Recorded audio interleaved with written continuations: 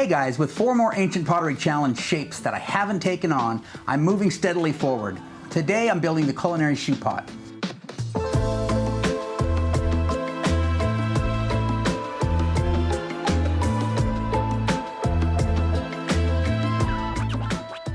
After this is done, I still have the human effigy form, the duck effigy, and the Oya, I think. And I still have to retry the ladle since mine broke. So if you don't know what the Ancient Pottery Challenge is, that's that series of 10 forms from the ancient Southwest that I'm gonna try to recreate this season.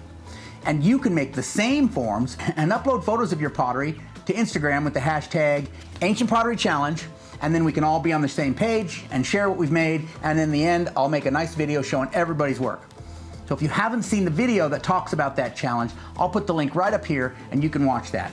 So the pot I'm making today is sometimes called a duck pot, but more correctly called a culinary shoe pot. While it sometimes has things like a tail and wings attached as appendages, it's most often just a basic form that is used as a cooking jar.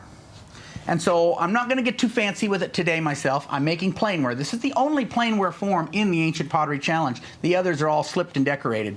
But it is a challenging form to make. If you've been watching my channel for a while, you realize that most of my pottery forms start with a puki. This forms the bottom of the pot. But all my pukis are round. And the culinary shoe pot has to have kind of a football-shaped bottom. Maybe not quite as pointed as a football. Maybe shaped like a boat, or like the bottom of a duck, perhaps. A little bit elongated of a circle. A bit of an oval. Now, I don't recall ever seeing an oval-shaped puki found in the archaeological record, so I'm not sure that that's how they made them. The way I'm approaching this today is with a container full of sand. I filled this up with sand, and then I hollowed out an oval-shaped depression in the center. Then I placed this damp rag in it and kind of pressed it in so that it form-fitted to that oval depression, and then placed my clay inside of that. That way I can get that oval bottom. I'm not sure exactly how they did it in the prehistoric Southwest. I'm not sure anybody does. But I know historically some of the Pueblo groups did something similar to this when they didn't have a puki the size or the shape that they needed. In fact, there's photos from one of the Hopi villages from the late 1800s of the potter Nampeo forming a pot in a large vessel full of sand or ash or something formable like that. So there is precedence for this sort of way of building. It's a great way if you are making a shape that's unusual, that's different from the usual round bottom, that you can form it to whatever you need. So I'm gonna get started coiling this, and we'll see how it works out.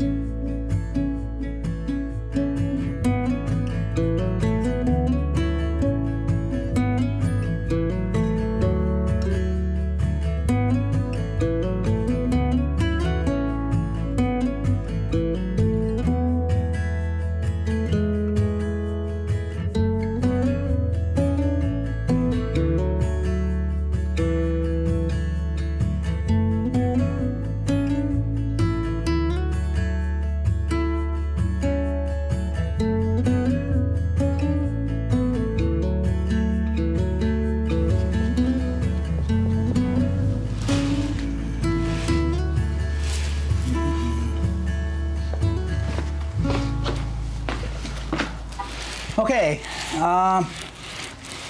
probably a larger mouth than I needed or anticipated.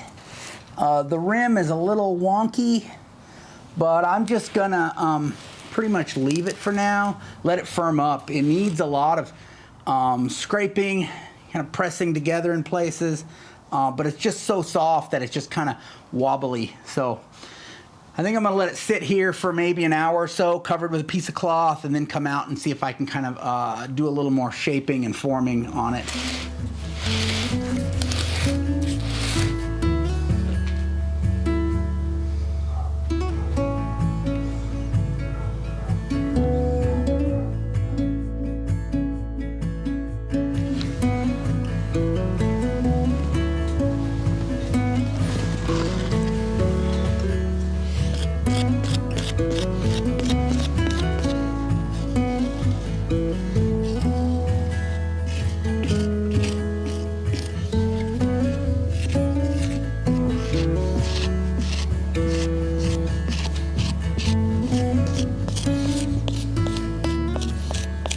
Okay, I'm pretty happy with it.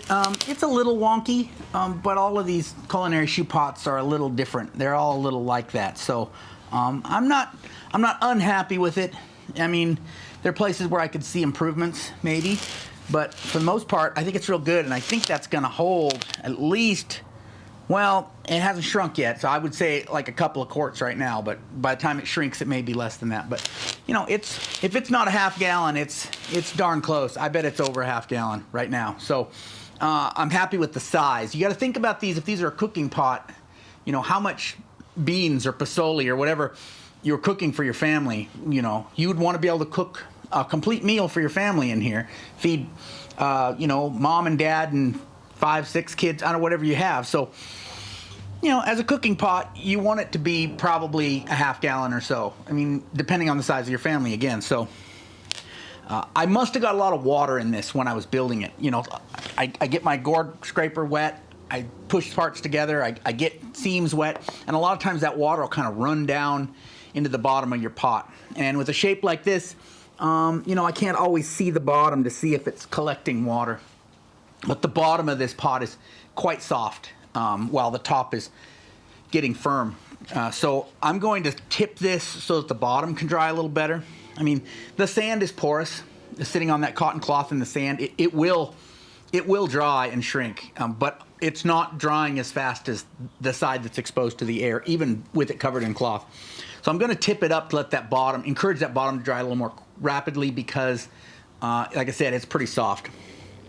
And then tomorrow, I should be able to finish this up tomorrow. You know, tip it up, scrape it. It's not like it's not gonna have any design on it, so I don't have to add any decorations or anything. I just have to kind of make sure the shape is good and smooth everywhere. Since I'm going to be cooking liquids in it, I want to make sure there's no seams or open holes or anything. That everything inside is scraped nice and smooth, so that it's as unporous as possible.